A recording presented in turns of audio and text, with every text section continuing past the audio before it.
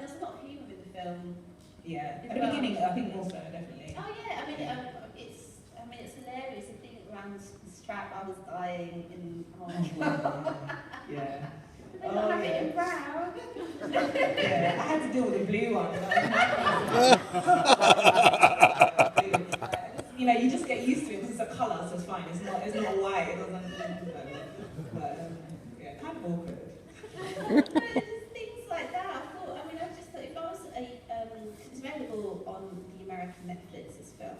It is. So you know, I just thought it must be incredible being a young person to be like either thinking about sexuality or coming out, and then seeing that and seeing making those things funny, so it doesn't become, because I think for some people it can become like quite a nerve-wracking thing, and it's actually quite. It's not, I wouldn't call it soothing, it's a bit too much, but it's actually like, you know, it's okay. A lot of people have those funny experiences. It's a bit of a laugh. It's like a rite of passage.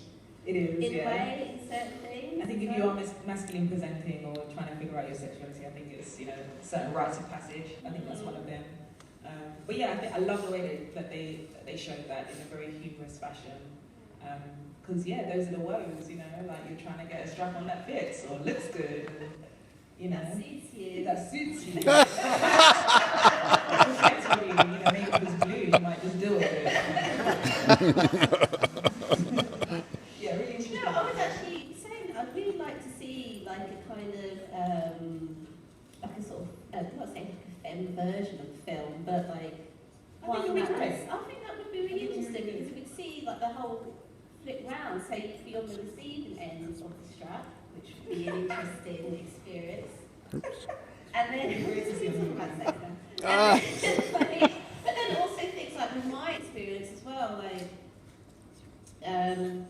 being invisible and not being seen, and also even now, I mean, I was talking to friends earlier about how I went to a family wedding and my grandmother was still praying for me, and like how long has it been now? But it's this constant, it's almost like this constant erasure because they see you and how you dress and how you present, and they think, oh, it's just going to be another phase, and then it's like it's always a phase. It's still there. But yeah, I mean, I think that's something that I'd really like to see. I mean, not necessarily because for my story, but I think that story doesn't get told that much. I think sometimes when we have a lot of queer films, they are about people who are masculine presented because they are the most visible, and we do need to tell that story as well, but I think there are other stories that we need to tell. Absolutely, yeah. Yeah, and also this stuff around friendship as well between the two, which I thought was really beautiful. It was cute. Her friend was secretly in love with her. Was she? Think that she said, yeah. I'm watching it. I mean, I'm trying to. I think she was. She was, wasn't she? Yeah. And I don't know. I wouldn't say I don't know why, but I don't know if it's because you know she'd obviously seen her friend develop, and then obviously it's her friend. She loves her friend.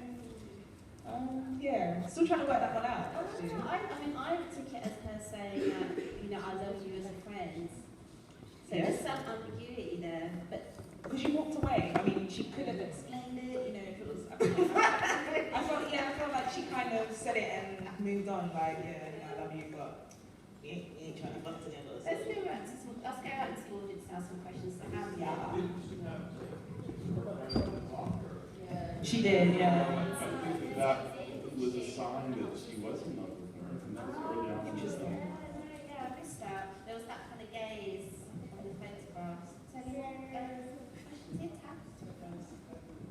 earlier on you were talking about the mother, and I actually, the more times I see this film, I kind of start thinking that the mother is one of the most sympathetic characters in the film, actually.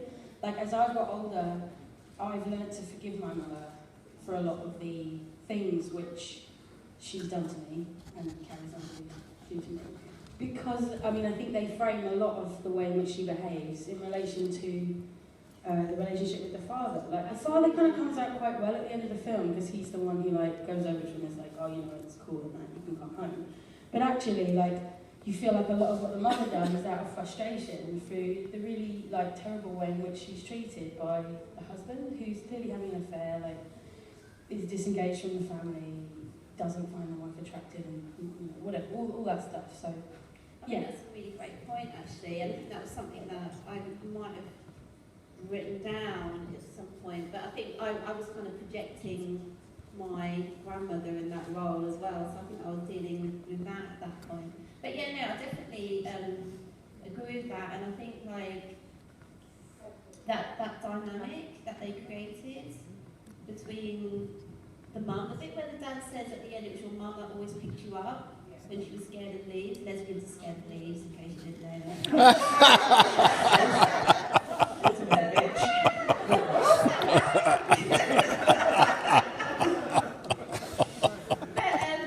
Yeah, no, and I thought that was a really beautiful point, because I think, you know, I think that's a fantastic point, because I think that sort of, especially around black womanhood and holding our family together, we talk a lot about in black feminism, that whole thing about trying to keep your household a respectable household, and that kind of pressure and relationship with black men in that situation. I mean, I think like, I don't want to say, oh, you know, sort of problematic that the dad was having an affair and what have you, because it did create the reason why the mum was frustrated. And that's, you know, when I saw her hitting her daughter, I kind of read that as her hitting harder more than anything. It was that frustration, it was deflected onto the daughter. Yeah, I mean, I don't know. I felt really strongly about the mum. I think, again, because there were certain things that I could relate to.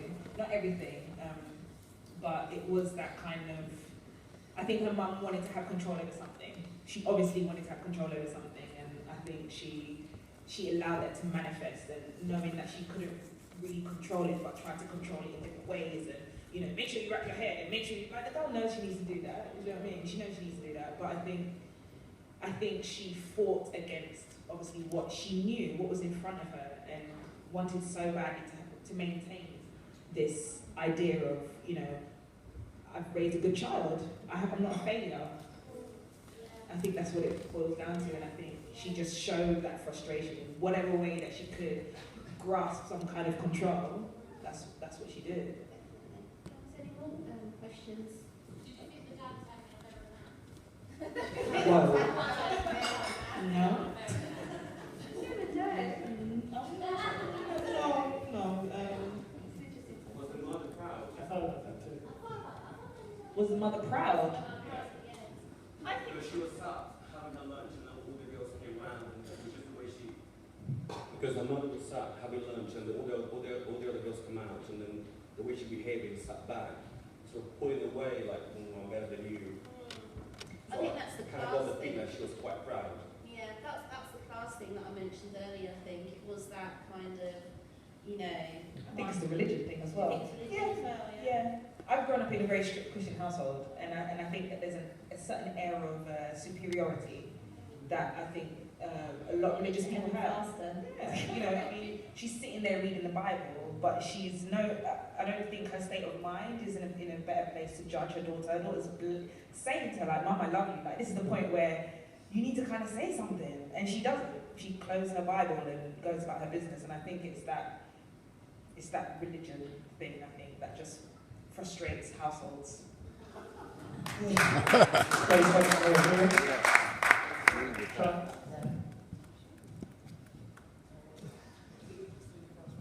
I really loved it. So the film is called Pariah, which means, like, if I'm right, like person who's ostracized or shamed or something. But I kind of found it funny. Do you notice that the mother was kind of like ostracized and isolated at work? And I kind of thought, like, ooh, the film could be called after her as well.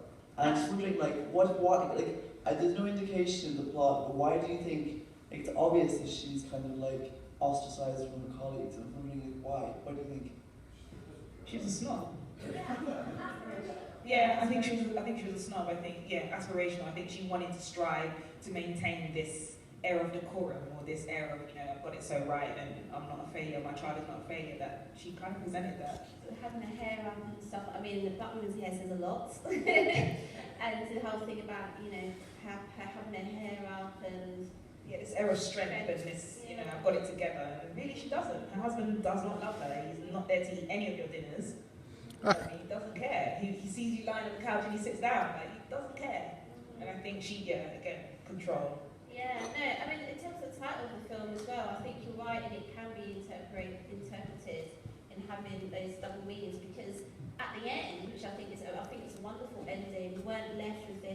oh, you know, the broken family, and we were left with her choosing to, you know, she's going on to Berkeley, which is like one of the top universities in America, Yeah, and she I'm not got in right. early as well. I mean, you know, she's an amazing, talented person, and we were left with that feeling of strength and that maturity that she had as well at that age. Sorry, at the end, I was Slow tears. yeah.